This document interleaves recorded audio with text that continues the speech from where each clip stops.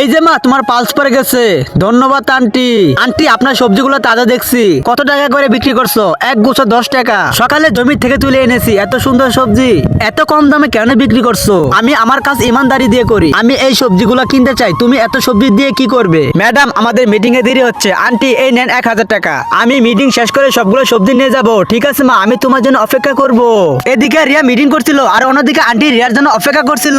অপেক্ষা করতে করতে রাত হয়ে যায়। বৃষ্টি শুরু হয়, তবুও আন্টি রিয়ার জন্য অপেক্ষা করতে থাকে। ম্যাডাম, আপনি আপনার মায়ের জন্য এত বছর ধরে খুঁজছেন, কিন্তু এখনো তার কোনো খবরই পাওয়া যায়নি। তবুও ওনাকে খুঁজতে থাকো। ম্যাডাম, এখন তো আপনাকে সবজি আনতে হবে। আরে না, আমি শুধু ওনাকে সাহায্য করছিলাম। আমার কোনো ইচ্ছে নেই সবজিগুলো নেওয়ার। গাড়ি দাঁড়া করো। মা, তুমি এসেছো। আমি তোমার জন্য কতক্ষণ ধরে অপেক্ষা করতেছি। এত বৃষ্টি হচ্ছে, তুমি বাড়ি কেন চলে যাওনি? কিভাবে চলে যাবো বলো? তোমার সবজি তো দিতে হবে, তাই না? তুমি আমার সাথে চলো, আমি তোমাকে বাড়িতে পৌঁছে দিচ্ছি। Bye bye aunty. আরে এটা তো সেই লকেট, যে লকেট আমার মা আমাকে ছোটবেলা দিয়েছিল। বন্ধুরা, তোমরা যদি শয়তানকে ঘৃণা করে আল্লাহর ছবিকে ভালোবেসে থাকো, তাহলে ভিডিওটা অবশ্যই লাইক করে চ্যানেলটা সাবস্ক্রাইব করে দিও আর কমেন্টে সুন্দর করে বলে যাও আই লাভ ইউ আল্লাহ।